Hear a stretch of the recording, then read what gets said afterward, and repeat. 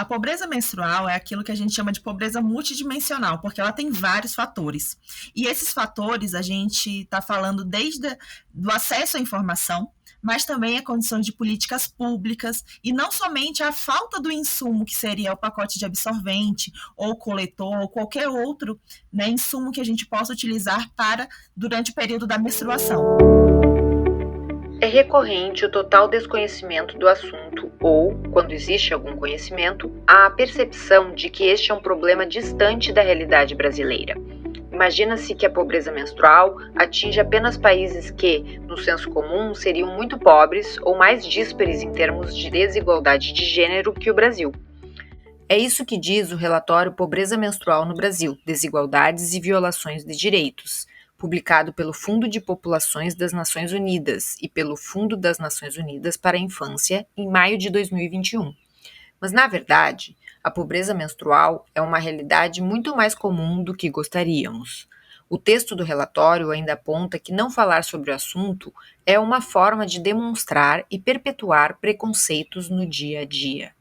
O Futuro se Equilibra de hoje vai apresentar a história de Evelyn Santos, de 18 anos, que conviveu com a pobreza menstrual desde muito nova. A gente espera que, ao final dessa conversa, você tenha mais informações sobre o tema e possa contribuir para que os preconceitos deixem de existir. O Futuro se Equilibra é uma produção do Porvir, a principal plataforma de conteúdos e mobilização sobre inovação em educação do Brasil, com o apoio do Instituto Unibanco, que ajuda na melhoria da qualidade do ensino público no Brasil. Eu sou a Tatiana Clix e te convido a vir comigo refletir sobre pobreza menstrual. Quando eu era criança, lembro de um comercial de absorvente que dizia: incomodada ficava sua avó. Falava de um tipo de absorvente interno que minha avó não teve acesso. Hoje, embora existam vários tipos de absorventes e coletores, precisamos ficar incomodados e incomodadas porque ainda existem muitas meninas e mulheres que não têm acesso adequado a esse item básico de higiene. São pessoas que menstruam e precisam usar pedaços de tecido, papelão, sabugos de milho e outros materiais desumanizantes. Para compreender melhor essa situação, conversamos com a Rayane França, oficial do Programa de Cidadania dos Adolescentes do UNICEF no Brasil. Mas antes disso, vamos ouvir a história da Evelyn, uma jovem baiana que tem 18 anos e contou com a ajuda atenta de uma professora para deixar de faltar às aulas durante seu ciclo menstrual e entender o que estava acontecendo com seu corpo. Quando eu era mais nova, morava com minha avó, que foi quem me criou, apesar de me ensinar sobre muitas coisas da vida. Nem tudo ela pôde me explicar com detalhes. Claro que eu tinha dúvidas. Quando eu comecei a menstruar, ela me disse que aquilo ia acontecer todos os meses e só. Não é que a minha avó fosse negligente, longe disso. É que, pela idade que ela tinha, a menstruação já não era uma coisa que ela se preocupasse tanto assim. O meu fluxo sempre foi muito forte e eu tinha medo que vazasse. Às vezes eu usava 2 absorventes. Mas isso me deixava em uma situação difícil, porque estava ficando muito pesado financeiramente para minha avó ter que arcar com esse gasto. Eu também usava um casaquinho por cima da roupa, mas isso nem sempre era uma garantia de que ninguém fosse reparar caso alguma coisa desse errado. Então, não ir para a escola era o jeito que eu encontrava para impedir que isso acontecesse. Em 2017, na antiga escola que eu estudava, eu conheci uma professora, Edicléia. Edicléia é o nome dela. E foi ela que reparou em mim e que eu tinha um motivo muito específico para faltar tanto nas aulas. E no início, quando ela percebeu, eu fiquei com vergonha de contar. Não é uma coisa fácil de dizer, mas eu precisei fazer isso. Depois que a gente conversou pela primeira vez, ela começou a me acompanhar, me dando absorventes, conselhos. Uma coisa que ela me disse era que eu precisava também falar com as minhas outras colegas. Será que não existiam, naquela escola, outras meninas vivendo o mesmo que eu? Eu descobri que o medo que eu sentia de falar sobre o assunto era o mesmo que as outras colegas também tinham. E a professora pensou em uma estratégia. Criou o banco de absorventes no vestiário. Ninguém precisava dizer nada. Se a gente precisava, era só ir lá e pegar. Para uma menina de 13 anos, falar sobre menstruação não é uma tarefa fácil. Então é compreensível que as minhas outras colegas não quisessem de início falar também, mesmo que precisasse, tanto de ajuda quanto eu. Mas conversar ajuda muito. Eu procurei algumas colegas e, apesar de nem todas toparem, algumas sim quiseram trocar ideias comigo. O banco de absorventes também ajudou a gente a se encontrar para falar sobre assuntos da fase em que estávamos vivendo. Conversar ajuda muito mesmo. Com o tempo, esses encontros serviam para a gente falar sobre tudo. O que dava mais confiança, mais segurança. Eu já não era mais tão insegura quanto antes, porque eu já estava entendendo mais. O que a professora Edicléia começou tem muito impacto em quem eu sou atualmente. Hoje não estudo na mesma escola onde a professora dá aulas, mas a gente sempre conversa. Eu ligo para ela liga para mim. Esse ano eu completo 18 anos e já não preciso usar o banco de absorventes. Eu usei o banco por muito tempo, mesmo depois de ter mudado de escola, já que a nova não me dava o mesmo suporte. Consegui um emprego de vendedora. Agora eu posso comprar o que eu preciso. Eu continuo estudando. Ainda não decidi qual curso vou fazer na universidade, mas talvez direito. O certo é que eu vou continuar com os meus estudos. Falar de menstruação na escola ainda é um tabu. E eu acho que não deveria ser assunto só de menina, não. É informação. Deve ser discutido por homens, por mulheres. Já aconteceu de alguns colegas, homens, fazerem bullying com a gente. Abrir a bolsa, rir dos absorventes. Isso constrange a gente. Precisa ser assim. A escola pode e deve começar essas conversas.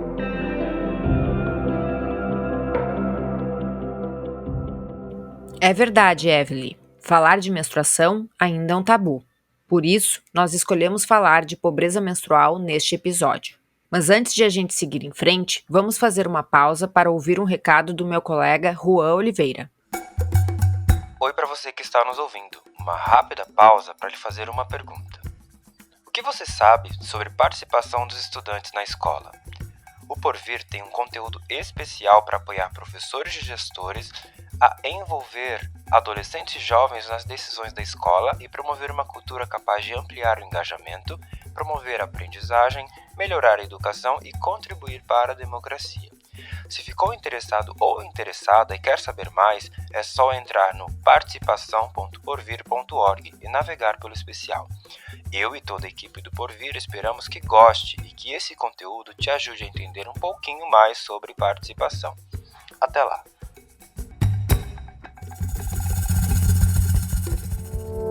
Obrigada pelo recado, Juan. Agora nós vamos ouvir a Rayane França sobre a importância de dialogar sobre menstruação e como essa conversa é assunto para a escola, sim.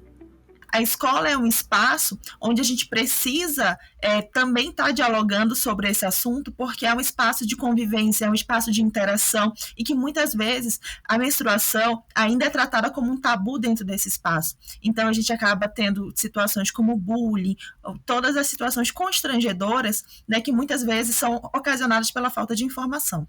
Essa primeira menstruação, normalmente ela acontece para 90%, né, dessas meninas nessa faixa de 11 a 15 anos, ou seja, elas passam de 3 a 7 anos menstruando dentro do ambiente escolar. Então, muitas vezes a gente precisa olhar para essa escola e entender de como que ela está apresentando o tema da menstruação para essas pessoas que menstruam. Ou seja, um passo importante é ter informação e transmiti-la. Esse acesso à informação na escola deve envolver a todos, não apenas pessoas que menstruam. Todo mundo tem uma mãe, tia, prima, filha, namorada ou conhece alguém que menstrua. Então, compreender o assunto é o primeiro passo para destruir esse tabu. A educação menstrual é uma forma de combater mitos sobre o ciclo menstrual, sobre a própria dignidade feminina e também sobre produtos menstruais. Então, a gente concorda, né, de pensar que pobreza menstrual, a gente está falando sobre acesso, né, de água, saneamento, higiene, das políticas públicas como um todo, mas como a gente não pode deixar de esquecer que o acesso à informação é uma das grandes vertentes também quando a gente olha para a pobreza menstrual. E por que ela afasta, né, os adolescentes, né, as pessoas que menstruam do período escolar? Porque boa parte, né, do início da menstruação ela acontece dentro do ambiente escolar. O acrônimo WASH, que em inglês quer dizer água, saneamento e higiene, aponta para elementos fundamentais na vida das pessoas, principalmente em períodos menstruais. Por isso, mais do que resolver o problema de ter o absorvente, as escolas precisam também ser um espaço bom para receber essas pessoas que menstruam, com banheiros adequados, água e condições de higiene que possibilitem que essas pessoas tenham dignidade menstrual. Mas nem sempre é assim nas escolas brasileiras. O relatório do Fundo de Populações das Nações Unidas e do UNICEF aponta que em torno de 321 mil alunas estudam em escolas que não têm banheiros em condições de uso. A estimativa é de que 1,24 milhão de meninas não tenham à disposição papel higiênico no banheiro das escolas onde estudam. E isso também é pobreza menstrual. Olhar para esses números, para a infraestrutura e para os espaços que as meninas frequentam é falar e pensar sobre pobreza menstrual. A gente também consegue fazer ter um potencial de transformação, porque algumas vezes esses adolescentes, as pessoas que menstruam, elas dão sinais que elas não estão confortáveis, seja desde uma menina que começa a utilizar um casaco amarrado na cintura, como fez a Evelyn. Ou ela já começa a andar diferente, ou ela não quer praticar educação física dentro da escola, e a gente entende que é um período de, como eu reforço, de muitas mudanças e que a gente precisa ter esse olhar sensível para entender o que está acontecendo com aquele adolescente, com aquela pessoa que menstrua, e que isso também pode estar acontecendo, né, da mesma forma com outros adolescentes. É na escola que muitas adolescentes passam o maior período de suas vidas e, portanto, pode ser a escola esse espaço para iniciar um diálogo seguro. Como vimos que aconteceu com a Evelyn, falar sobre o tema ajuda não só nas questões práticas, como também na forma como as pessoas menstruantes enxergam a si mesmas. O que eu gosto bastante de reforçar quando a gente fala de menstruação, de pobreza menstrual como um todo, é importante a gente olhar os impactos, né, sociais, claro, né, do acesso à água, saneamento e higiene, mas também da gente olhar do ponto de vista socioemocional desses adolescentes, dessas pessoas que menstruam dentro do período escolar. Porque a gente sabe que o período escolar ele também é marcado por bullying, por brincadeirinhas, aquele machismo velado. Então, assim, muitas das vezes, adolescentes também deixam de ir à escola, mesmo tendo acesso ao insumo, mas ela deixa de ir à escola por vergonha, por pensar que ela não está segura com o seu corpo, de saber se de repente aquele absorvente vai vazar, se a roupa dela vai manchar, se as pessoas vão ficar rindo dela, porque essa menstruação ela ainda não é naturalizada. E a gente precisa falar dessa menstruação no ambiente escolar, naturalizar, e a gente também fortalecer as capacidades e habilidades, né, de resiliência, habilidades socioemocionais também nesses adolescentes, nessas pessoas que menstruam, e dizer que a menstruação é algo natural e que ela também vai precisar ser resiliente nesse processo de autoestima, de uma nova descoberta daquilo que está acontecendo com o seu corpo, com a sua mente, como ela vai lidar com aquilo. E para enfrentar todas as dimensões, será que basta só a escola atuar? A Rayane França conta que é necessário um olhar multidimensional, que olhe as múltiplas vertentes da política pública. É muito importante a gente conseguir fazer essas conexões. Hoje, no Brasil, a gente já tem avançado em alguns estados né, com a criação de algumas leis, alguns projetos de leis também a níveis estaduais, mas a gente ainda precisa pensar numa política pública a nível nacional, que ela garanta tanto a nossa interseccionalidade, porque a gente precisa olhar também para essa interseccionalidade, quando a gente está falando de pobreza menstrual, olhar para os recortes, né, de mulheres negras que vivem nas periferias, olhar para o recorte de mulheres indígenas, de pessoas que estão em situação de privação de liberdade, de pensar no socioeducativo, pensar em pessoas LGBTQIA+. Nós falamos sobre interseccionalidade no episódio 2. Se você ainda não ouviu ou quer recapitular o que é o conceito, é só procurar por esse episódio no feed do podcast. É importante estar atento aos marcadores que atravessam a vida das pessoas para discutir, planejar e implementar políticas públicas. Então, toda essa interseccionalidade, essa diversidade precisa estar contemplada dentro das nossas ações, políticas, programas e ações, seja com o poder público, seja com as instituições, né, internacionais, assim como a gente vem fazendo também esse papel, né, junto às agências das Nações Unidas, né, de conseguir fazer esse diálogo e conseguir também fazer essa movimentação, né, junto à sociedade civil também, para que a gente possa pautar o tema e pensar que é um tema que ele está pensando em todas as condições, né, juntamente com os nossos objetivos de desenvolvimento sustentável, pensando em água, saneamento, higiene, mas também pensando em igualdade de gênero. Pensando na situação atual que nós temos hoje, é importante a gente conseguir, pelo menos, fomentar a discussão.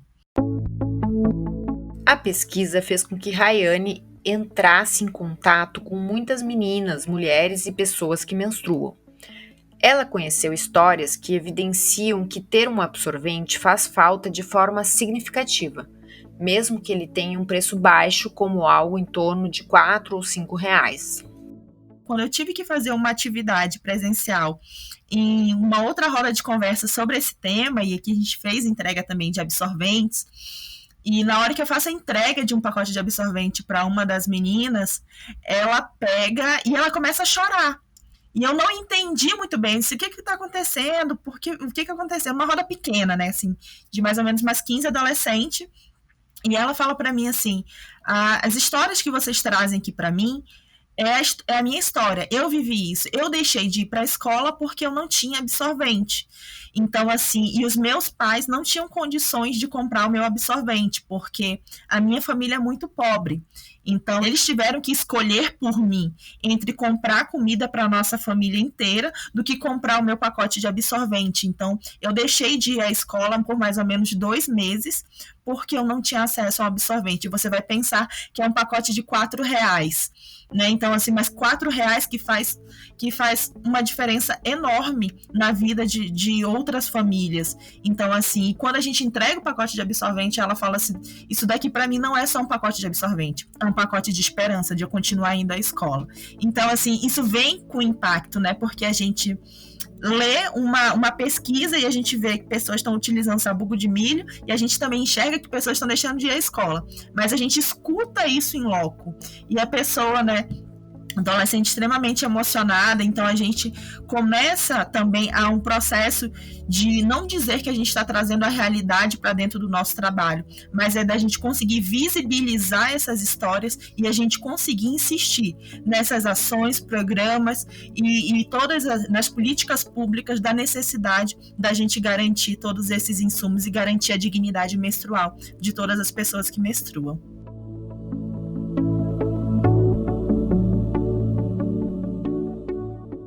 O Futuro se Equilibra é uma produção do Porvir e conta com o apoio do Instituto Unibanco. O foco do Instituto é melhorar os resultados de aprendizagem dos estudantes de ensino médio da rede pública, assim como produzir conhecimento sobre essa etapa de ensino. O roteiro é meu e do Juan Oliveira, repórter do Porvir. A produção é da Larissa Werneck e da Gabriela Cunha, e a edição de som é do Gabriel Reis. Eles são a Podmix. Obrigada a Evelyn por ter dividido sua história conosco e a professora Edicleia por ter nos conectado com você. Um agradecimento também a Sarito Rodrigues por interpretar essa história. Para mais informações sobre o relatório do Fundo de Populações das Nações Unidas e do Unicef, nós vamos deixar o link da pesquisa na página desse episódio lá no Porvir. O link do site você já sabe, é porvir.org. O Futuro se Equilibra está nos principais tocadores de podcasts quinzenalmente, sempre às quartas-feiras. Eu sou a Tatiana Clix e agradeço pela escuta.